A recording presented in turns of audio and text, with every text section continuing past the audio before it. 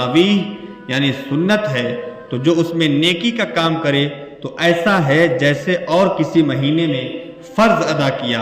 اور اس ماہ میں جس نے فرض ادا کیا تو ایسا ہے جیسے اور دنوں میں 70 فرض ادا کیے۔ یہ مہینہ صبر کا ہے اور صبر کا ثواب جنت ہے، اور یہ مہینہ سات یعنی غمخواری،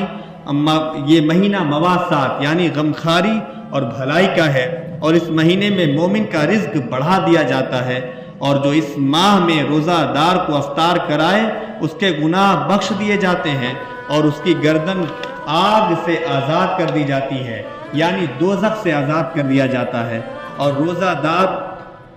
روزہ افطار کرانے والے کو ویسا ہی ثواب ملے گا جیسا روزہ رکھنے والے کو ملے گا، بغیر اس کے کہ اس کے اجر میں کچھ کم کیا جائے۔ کتنی رحمت ہے اور کتنی برکت ہے اس مہینے میں، بہت ثواب ہے، بہت بہت بہت، کاؤنٹ کریں گے تو کیلکولیٹر جو فیل ہو جائے گا، بہت اجر ہے۔ سلمان فارسی رضی اللہ تعالیٰ عنہ کہتے ہیں کہ ہم نے عرض کیا رسول اللہ صلی اللہ علیہ وسلم، ہم میں سے ہر شخص اتنی طاقت نہیں رکھتا کہ روزہ افطار کرائے، ہم میں سے ہر شخص اتنی طاقت نہیں رکھتا کہ وہ روزہ افطار کرائے۔ تو سرکار مدینہ صلی اللہ علیہ وسلم نے فرمایا کہ اللہ تعالیٰ یہ ثواب ہر اس شخص کو دے گا جو ایک گھونٹ دودھ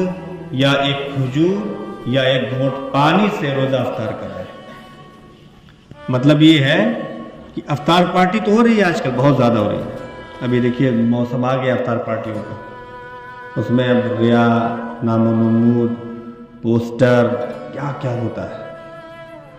بہت بہت فراڈ ہو رہا ہے نا اس کا۔ مگر خلوص کے ساتھ جس نے کسی روزے دار کو ایک گھونٹ پانی پلا دیا نا، اللہ تعالیٰ اس کو وہ ثواب دے دے گا جس کا اس نے وعدہ فرمایا ہے۔ خلوص کے ساتھ کسی نے کسی کو ایک کھجور پیش کر دی،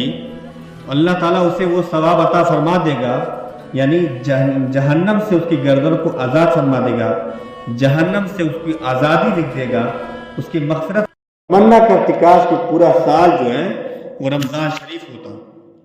اگر یہ رمضان کی اہمیت اور قدر کو جان جاتے تو یہ تمنا کرتے کہ کاش کہ پورا سال یہ رمضان شریف ہی ہوتا۔ حضرت ابو ہریرہ رضی اللہ تعالیٰ عنہ روایت فرماتے ہیں کہ رسول اللہ صلی اللہ تعالیٰ علیہ وسلم نے فرمایا کہ جب رمضان شریف کی پہلی رات ہوتی ہے تو اللہ تعالیٰ اپنی مخلوق کی طرف نظر کرم فرماتا ہے، اور جب اللہ تعالیٰ کسی بندے کی طرف نظر کرم فرمائے